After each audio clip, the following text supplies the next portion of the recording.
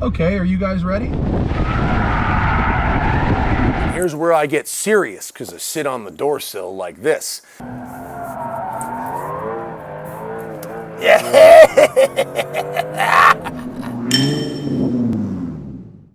Hello and welcome everybody to southern Spain, where a year ago I was here to drive the 911 GTS with the new T-hybrid engine. Go back and watch that, like and subscribe, por favor. Well, it's no coincidence that Porsche have invited me back to the same mountain roads and the Ascari Circuit again to try the all-new 911 Turbo ST Hybrid. That's right, it has joined the GTS in hybrid land. It's a perfect day for the drive, so I'm taking the convertible out on the road before hitting the track in the coupe. It's a 2-for-1 on the smoking tire. Let's go. A new 911 Turbo is a big deal. Each successive generation means a big increase in performance thanks to some kind of novel new tech. Think about it. This is where Porsche launches its coolest stuff. Variable turbine geometry, torque vectoring, PDK, ceramic brakes, etc. Now, as it just so happens, the hybrid tech itself isn't all new. Like I said, we saw it last year in the GTS. But the commitment, as well as the number of turbos, has been doubled up. Of course, the name 911 Turbo is kind of hilarious now, isn't it? I mean, the complete Porsche lineup, with the exception of the GT3, is actually turbocharged. Even the Taycan and Macan come with variants called Turbo. It really doesn't actually have anything to do with the engine anymore. It just means, in Porsche speak, this is the really fast one that's also really comfortable. That means big freaking power. This new one has a twin hybrid turbo powertrain, making 701 horsepower and 590 pound-feet across the widest power band in the history of the 911. The 630 horsepower combustion engine features 3 additional E-motors, one inside each turbo and one in the PDK gearbox. The one extra pony on top of the 700 makes it officially the most powerful 911 of all time. Whether it truly makes 1 more horsepower than the old GT2 RS will be a fun test to do later. But Porsche says the Turbo S will hit 0 to 60 in 2.4 seconds, 0.2 quicker than last year's car, which was already, if you recall, nuts. Why waste any time? Start with a launch. There we go. Oh, God. Wow. Wow. Okay, now, Porsche says this will do 0 to 60 in 2.5 and run a 10.3 quarter mile. I would bet a lot of money that they're sandbagging, and on a good day, you're getting 9s out of this. Maybe not the convertible, but certainly the coupe in a light configuration on the right tires. Interesting enough, because of the car's weight and choice of tire, the top speed has been limited to 200 miles an hour, -5 from last year's car. Now, despite the top-end leashing, the new car still laps the Nürburgring 14 seconds quicker than the old car at just under a 704. If you recall last year with the GTS, there's a single turbo with an electric motor in between the compressor and the turbine. That electric motor can spool the turbo, building boost as low as idle, but also acts as a generator when the turbo keeps spinning off throttle. It then can dump current back into the battery. This car has the same 1.9 kilowatt-hour battery as the GTS, but with 2 electric turbos, it can fill that battery twice as fast, producing more power output for the PDK motor. The electric part of those turbochargers is the same across both cars, although the size of the turbos is not the same. The GTS has 1 larger turbo, this has 2 smaller ones. They can spool up faster and they can spin faster, so the result is even better response and more power than the GTS. The entire powertrain makes 169 horsepower more than the next powerful 911. That is crazy town. out here on this beautiful canyon road, I am not using the power. I can't. You couldn't. It would be a lie if you told me you could. But out here, what I'm feeling is that new electric hybrid PDCC is really, really doing wonders on the ride. Okay?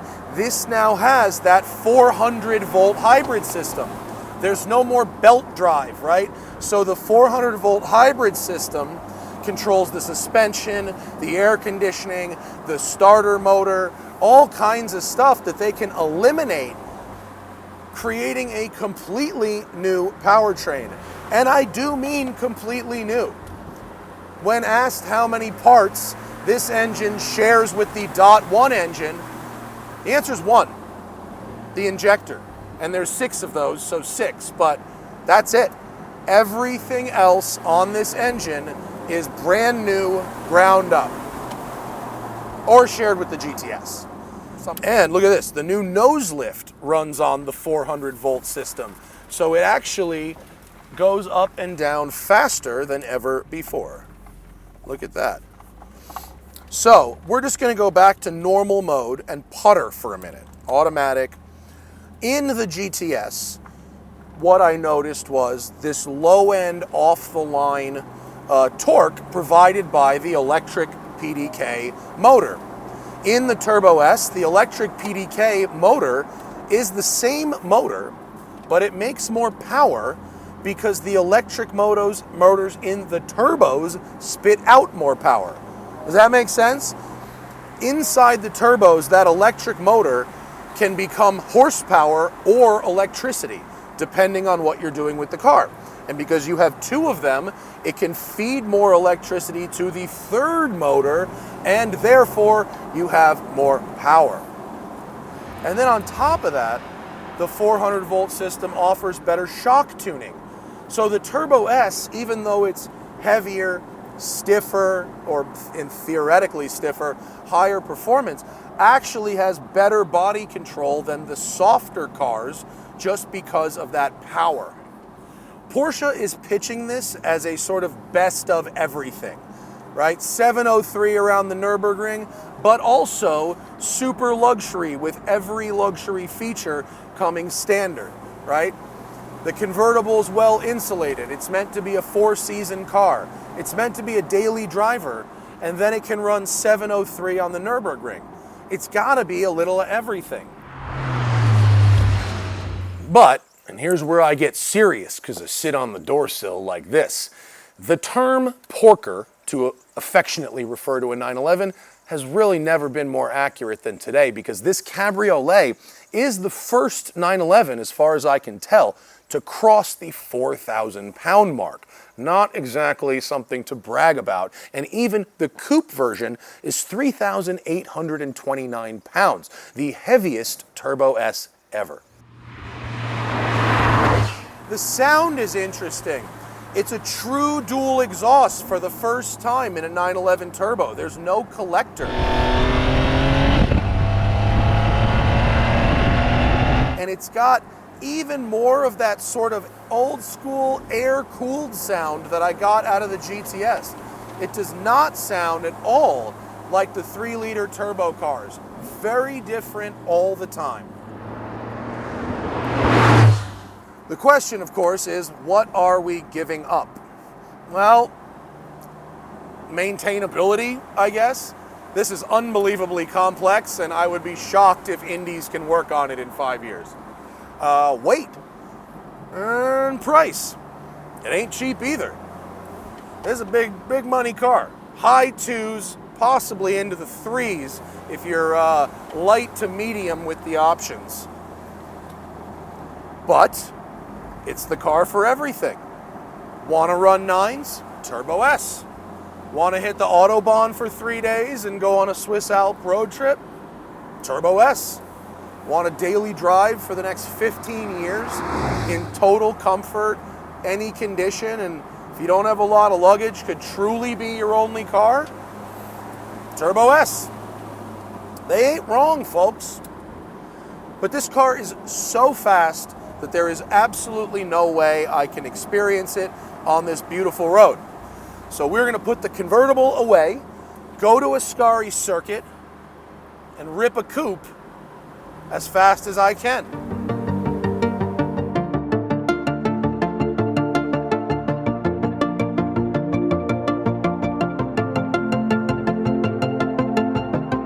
The thing about the Turbo S is that it's very serious. Goes about its business very seriously. And so we try to find some whimsy, right? You need whimsy in a car. And this car is so committed to what it's doing that it's almost not fun. I mean, I don't mean it's not fun. I just mean it's almost like, you know, a driving robot. But there's an Easter egg in it. And apparently there is a mode to do rolling burnouts. It's called like tire warm-up mode. So you tug the paddles. Left foot brake, paddles, right foot gas. 3, 2, 1, go.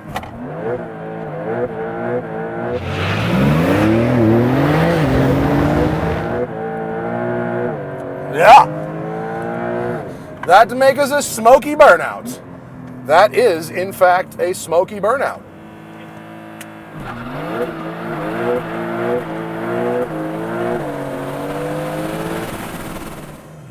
Whew, baby.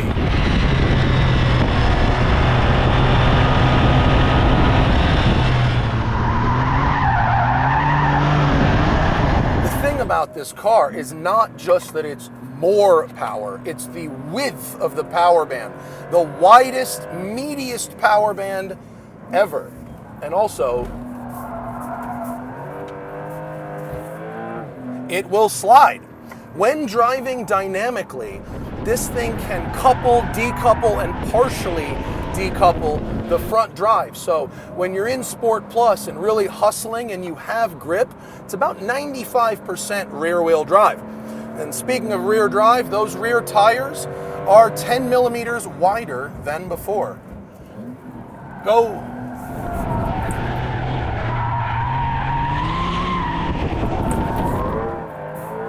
Yeah.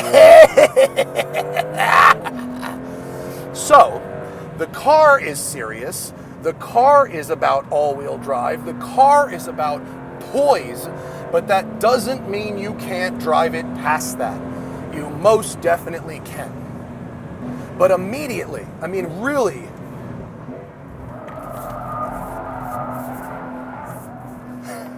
immediately, it's just so poised. Coming out of like Performance Car of the Year, I was driving these cars that are kind of ragged. You gotta fight it. This is like a driving robot. If you don't make it move around, it just won't. I mean, it's so composed and refined. And the way the PDCC, look, but you can back it in a little bit. So if you want to rotate it, you can't do it on power. You gotta back it in. Fortunately, the brakes and the front grip are aces. So you just stand on the nose and it will rotate. Just fabulous stuff. The power band is crazy wide. I mean, it's right off of idle, you're getting power, and you can really be in a higher gear here. You don't have to zing it to redline all the time, particularly on the road. Oh man, Ascari, what a treat, huh? What a beautiful circuit. But this car, and you could say this about most Porsches, but this car, it's just happy to go around and around and around and around and around. And there's no funny business, there's no drama, unless you make drama. Like, I'm gonna make some drama here.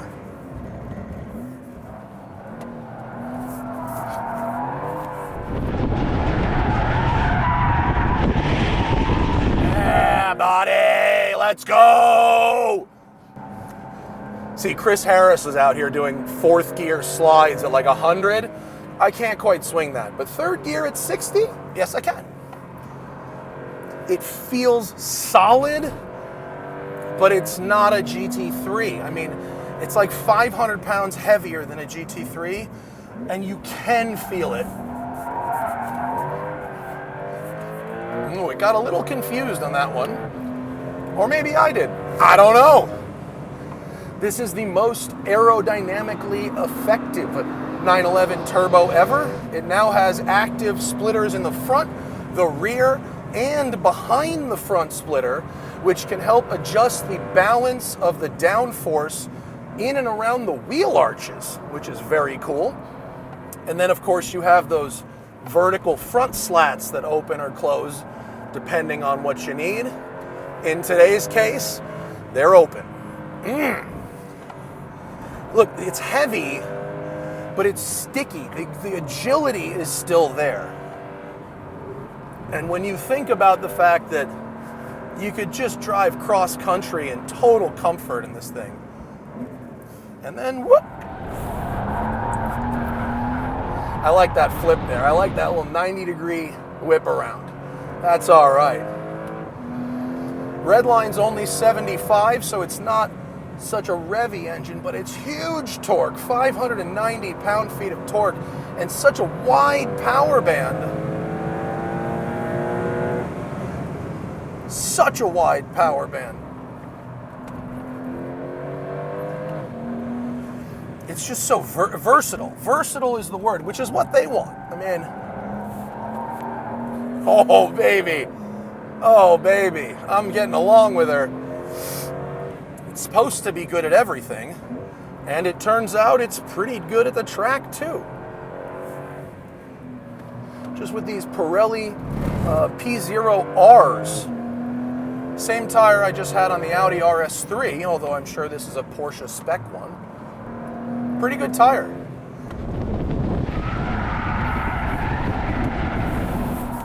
Now the question is, where does it fall in my desirability index of 911? I'm going to say this. It's probably not the one for me. And that's because it is so fast and is so capable, but it also really masks. It also really masks the speed. I mean, I can feel it building, but it's not building in a way that overwhelms me, but the number is going up so fast. I mean, 700 Porsche horsepower is probably equivalent to 800 or 900 Ford horsepower. The poise, the composure, it makes everyone a hero. I mean, it does everything so well, up to and including the slidey stuff, that you kind of wonder what this isn't good at. Okay, so downsides, yeah, it's heavy, still agile, so there's that. Rain, snow, Autobahn, drag strip, racetrack, canyon roads. It's probably weakest at canyon roads, not because of what it can do, just because of its size. It feels big, it is big, and on these tight Spanish roads, it never lets you forget it. On the circuit, that doesn't matter. On the highway, doesn't really matter. But everything one expects from a 911 turbo, insane performance, no drama about it, a new type of technology that helps to get you there. That's what it is. Thank you for joining me in Spain, everybody. This has been a lot of fun, and I appreciate you very much. See you later. And don't forget, always fight your tickets. Go to offtherecord.com/TST for 10% off all legal services from Off the Record.